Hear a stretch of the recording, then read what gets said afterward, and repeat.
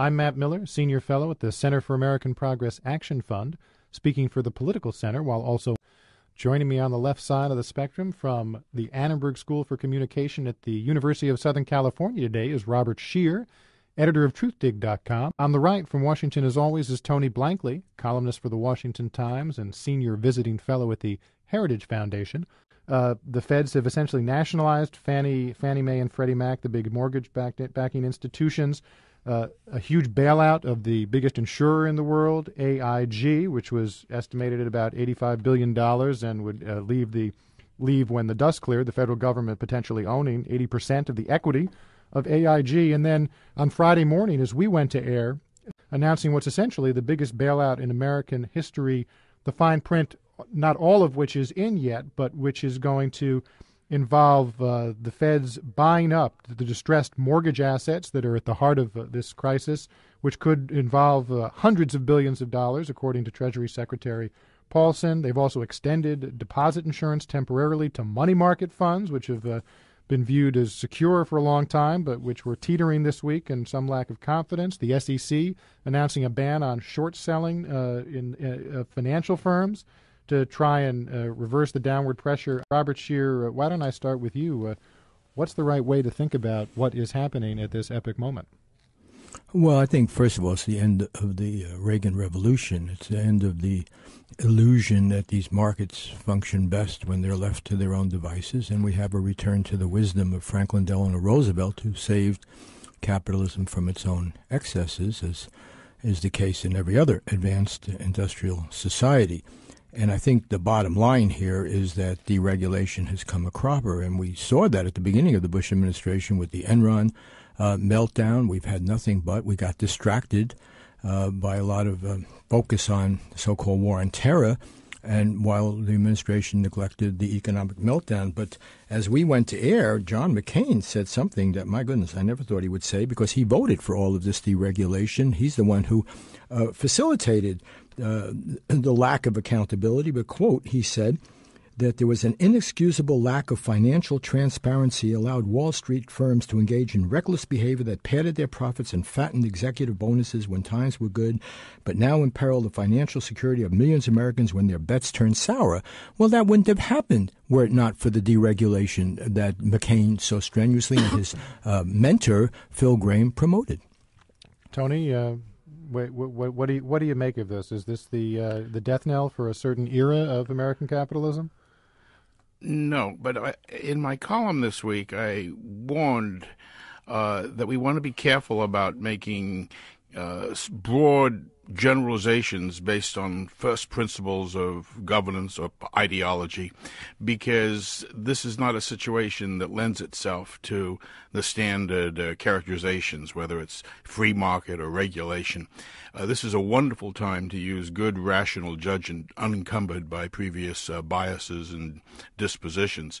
And we've seen evidence of it that both Obama and McCain earlier in the week were talking about how we got to protect the taxpayers.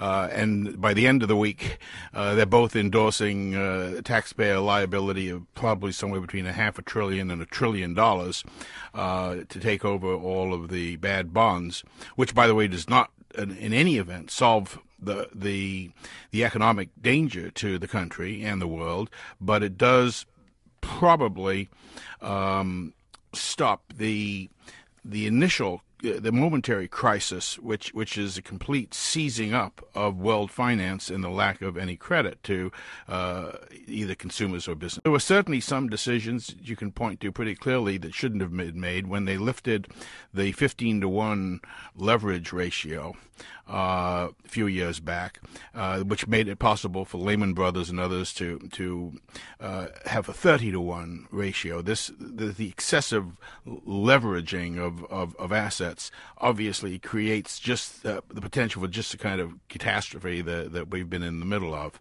I think when the dust settles, we're going to get this refinance provision through, I would guess, by maybe next Thursday.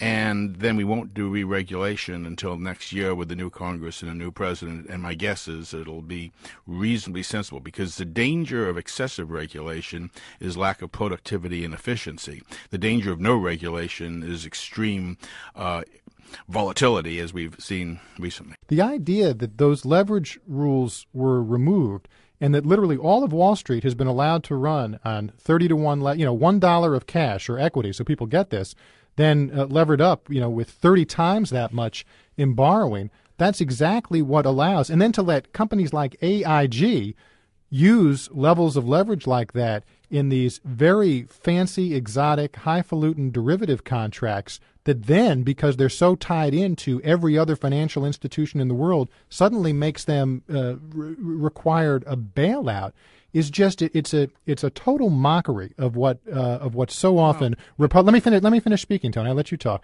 It's a total mockery of the what is the typical Republican ideological position that's always put forward, which is let the markets reign, let the markets go. They're the best thing. What we've got here and what we're seeing in spades is people who claim to love free markets 364 days a year, and then on the day that their entire firm goes belly up in a way that threatens the entire economy, are rushing to the government for bailouts. But it is a function of the market, this free market ideology run amok when some simple rules could help protect systemic risk, and that's going to have to be restored, and that's a huge rebuff to the whole market frenzy of recent years, Tony.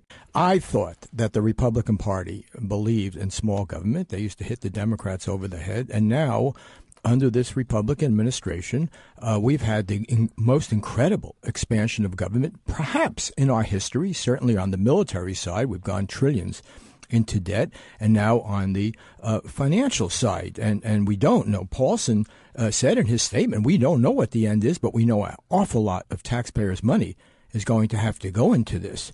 But I do want to take issue with the idea that somehow there isn't responsibility to be fixed here. There were very specific pieces of legislation, the Commodity Futures Modernization Act and the Graham-Leach-Bliley Act, which did away with the basic regulations imposed at the time of the Great Depression to prevent another depression. And when you take a company like AIG, what were they doing anyway, doing these insurance of credit swaps and everything? Paulson, all these people in Paulson, by the way, was the head of Goldman Sachs. He was up to his eyeballs in it, just like Robert Rubin, who was the Treasury Secretary under Clinton, was the head of Goldman Sachs. And these people admit they don't even know where all of this stuff is, where it went, what these banks were doing. It was that they created this opaque world. So an insurance company like AIG, which was basically unregulated in this kind of activity, went in and they said, we'll backstop these banks and brokerage firms and so forth in their risk. And then what the banks did is they departed from their time-honored position of making loans to people they thought could pay them back on property that was worth it, okay? Instead, they swapped it out. They were allowed to do that because of deregulation. And they created this incredible maze that no one can penetrate, not even the guys running these banks. And there's got to be some accountability here. The other thing is, why are we now saving all of these big investors? Hillary Clinton, during the primary, had a very sensible suggestion, which really could have cut a lot of this problem. She said, let's freeze mortgages. Let's stop the foreclosures. Let's have a timeout, a moratorium, protect American homeowners who got swindled into these loans, and let's sort it out. That would have calmed the market. But instead of starting with the little people, the taxpayers, the ordinary taxpayers, no, they're bailing in, by the way, without any congressional examination of this, any hearings. You suddenly say, oh, here, have $85 billion. That'll help AIG. Here, have $25 billion. That will help Bear Stearns.